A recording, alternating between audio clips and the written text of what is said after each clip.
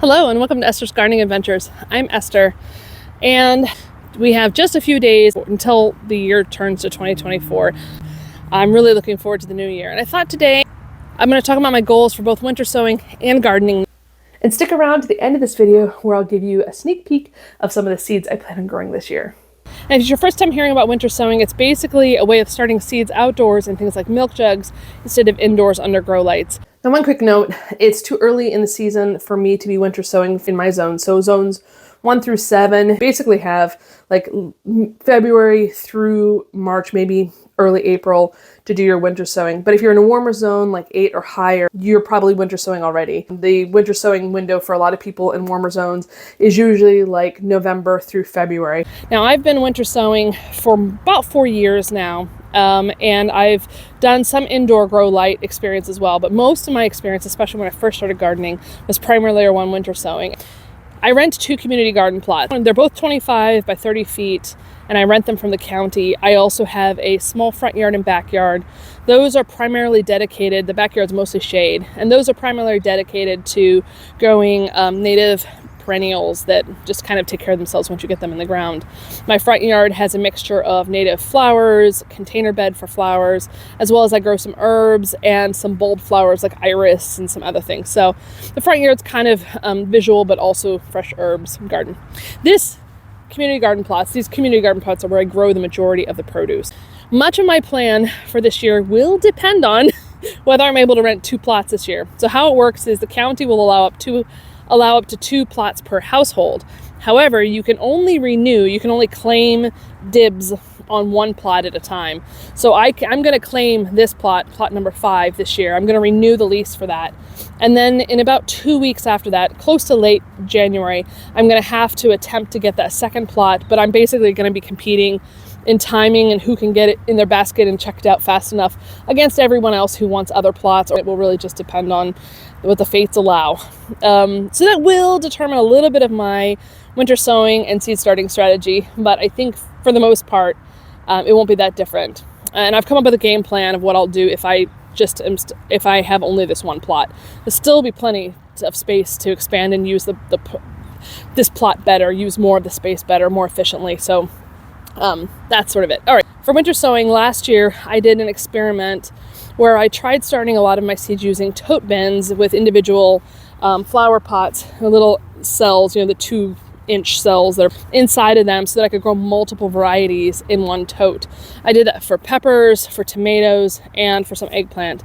And I found that compared to the traditional method of winter sowing using things like milk jugs and soda bottles and large 1 gallon and half-gallon water bottles and juice bottles, compared to the traditional method and processes for winter sowing, the tote bins worked, but just not as well. What I'm really going to be doing this year is sort of back to basics. I'm going to go back to growing the majority of my crops using winter sowing in milk jugs, water jugs, things like that. That means that I'm not going to be able to grow as many varieties now. Confession time. I'm going to be participating in the seed swap in early January, and so I've been doing an inventory of what seeds I have and what I want to trade and all of that. And I have more than 500 varieties of plant seeds. So it's going to be really hard to limit what I grow this year. I'm just a seedaholic. I love having options for seeds, and I love the idea of growing more varieties. But for winter sowing, that means I'm going to be using mostly milk jugs again. And I'll be sharing with you when I'm winter sowing them as well. And you can do 2 varieties or even 4 varieties or 3 varieties if you want per jug. You have to divide them up. And for example, if you want to do 2 varieties per jug, you can use something like a popsicle stick, or you can cut a strip out of maybe like a yogurt container and put it in the middle to delineate which side has which seeds. Of course, you need to make sure you put labels on both sides as well. But this is an example of what I do when I want to do 2 varieties per jug. You want to make sure you grow crops that will mature at the same rate and be ready to transplant around the same time in the same jugs, just so you don't cause more trouble for yourself. Now, the experiment I want to do is starting pepper and eggplant seeds indoors under grow lights, which I have a nice little setup now, versus winter sowing. Now, typically with winter sowing, the plants don't get as big as fast when they're in the jugs because they just sprout a little later. But once you transplant them, they really catch up and often outperform the plants you'll buy from the seed store. Peppers and eggplants take the longest to start producing fruit, especially hot peppers. I usually don't get my first hot pepper mature pepper crop until like late August, early September. So I really want, sometimes late September. So I really want to be able to get peppers earlier if I can. So I'm going to try winter sowing a couple different crops and doing the same ones as seed starting. And I'm going to transplant them at the same time using the same potting mix in the same bed. And we will see whether I can get fruit, and I'll transplant them on the same day. We'll see whether the fruit ripens and matures faster for one versus the other. We'll just do a comparison. It'll be very unscientific, but I'm just curious, can I speed up by a couple of weeks, or who knows, the process by using the indoor seed starting process for plants that take a long time. Now, like I said, I grow the majority of my plants using winter sowing. Now, as for my goals for gardening in general, I tried corn last year. I didn't do so well at it, and I don't think I'm going to try that next year. I'm going to do potatoes instead.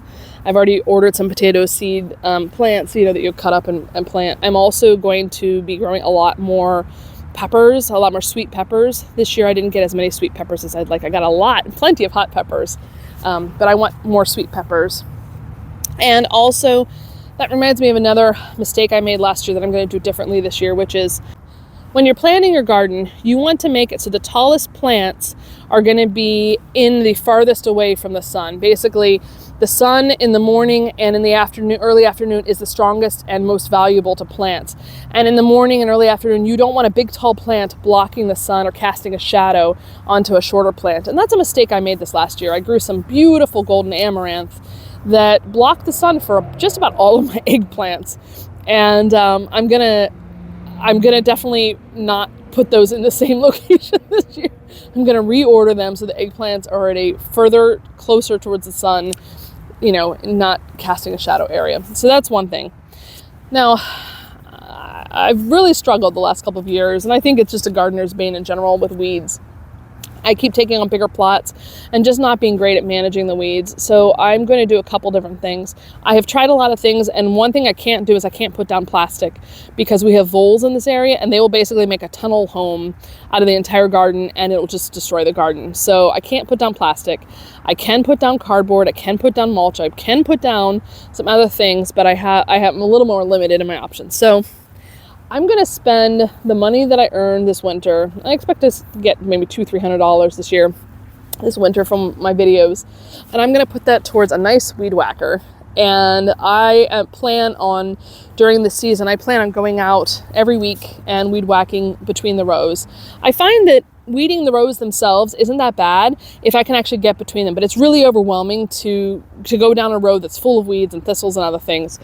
And I know that will potentially spread more weed seeds to the rows themselves, but I'm so desperate, and I am going to put more mulch down to hopefully help block the weeds, but the seed spread and the weed spread in my area is so bad that really it only makes sense to weed whack at this stage or to mow, and my mower doesn't fit down the rows very well, so weed whacking it'll be, and we'll see how that works.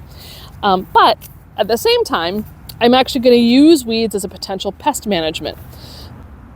I've noticed over the last couple of years that the zucchini and squash and watermelon and cantaloupes I grow, that I kind of neglect the area and don't weed whack and don't weed and don't clear out, they tend to last a lot longer than the squash and zucchini that grow out in the open, easy to land on by pests. So, and in fact, when I was clearing out one of these beds late in the fall, I found 2 squash plants that were still alive that weren't very big because they weren't getting much sun, but they were very much alive and still producing fruit. So this next year, I'm going to dedicate a corner of my garden to having weeds and to growing melons, squash, zucchini in them, and see if it works as a natural pest repellent to keep the ground moist and also to maybe make it harder for the pests to get in and out. We'll see. One other goal I have is every year I seem to kind of leave until too late trellising up all of the beds that I need to. And when I don't trellis up my tomatoes in particular, they struggle a lot more because they fall on the ground, which gives more ground-borne disease and makes it harder for them to also just dry out between rains. And it's also just harder to walk between the rows when the tomatoes are growing everywhere. So I really want to put a dedicated effort towards really putting up some proper trellising for my tomatoes and other plants this year. I do a pretty good job with peppers because just a little A bamboo stake, you know, is good. Tying it with a ribbon or a string, that's good enough for a pepper plant. But tomatoes need a little bit more support than that. They have a lot more weight on them than those little tiny pepper plants. So I really need to dedicate a lot of energy this year towards trellising. And I say that every year, but I think this year I've realized really how important that is. And so fingers crossed, I will be able to make it as much of a priority as I want to. All right, now let me show you a few of the crops that I'm going to be growing this year as a teaser for what I'm going to be winter sowing. This year, in addition to the standard companies I've gone to get my seeds, and I have some seeds left over as well, of course, but I have found there's a company called Bunny Hop Seeds. It's very small boutique seeds that has both micro, dwarf, and really rare varieties of tomatoes, peppers, and eggplants. And then also Gary Ibsen's Tomato Fest, which is the same page that also has Bunny Hop Seeds, has a lot of rare tomato varieties, including ones that will grow hopefully well in my area. So Bunny Hop Seeds, excuse my notes on it, but I'm going to be growing a Kawalo tomato. And this is, the reason I picked this is because it was bred by the University of Hawaii. It is an open pollinated plant, but it's not an heirloom, i.e. it hasn't been around for hundreds of years, right? It was created by the University of Hawaii to be good in hot and humid climates, which is a challenge here, and also disease resistant. So I'm hoping that this tomato, and it's supposed to be really tasty, so I'm hoping this tomato will be great. Another one that I got from Tomato Fest from Gary Ibsen's page is, I don't have a picture of it, but it's called Ananas, Ananas, so like bananas, but ananas noir, or black pineapple. And this tomato produces a 1 pound beefsteak-like dark purple tomatoes with bright green inside flesh. Doesn't that sound divine? And of course, I couldn't help but the opposite, the summer sunrise tomato. This Hudson Valley Seeds produces like the most beautiful art seed packets. I don't buy them very often but occasionally I find a seed packet that I love, and I just thought this was so pretty. And the summer sunrise tomato has sort of the opposite. It's like green with that pretty like pink blossom end blush. So I'm looking forward to that. Now, one crop that I'm going to be growing that's from Baker Creek, it's called Ki Round. It's a beautiful Asian eggplant. It's like a round eggplant, and it's supposed to be fast ripening and prolific. So I'm looking forward to that. And then one of the peppers I'm going to do for that experiment, I'm going to both winter sow and start indoors, is called the blot pepper, which is a beautiful sweet pepper that it's from Russia. So that's exciting. Now I can't forget some flowers. So one is, I've been wanting to grow roses for a while, and I know you can buy rose plants and varieties, but I love starting plants from seeds. So I found Renee's Garden sells these angel's wings, sort of pink whitish miniature roses that I'm going to try growing from seed using winter sowing this year. At the same time, I'm also going to try growing some apricot foxgloves. Aren't those beautiful? Now, foxgloves tend to take 2 years to blossom, but I'm okay with that. That's the kind of thing that I will put in my container garden. All right, that's it for this video. Thank you so much for watching. I hope you're having a great year. Let me know some of your fun plans for the next year, and please stay tuned as I'll be tracking all of these in the coming year. Happy New Year, and I'll see you next time.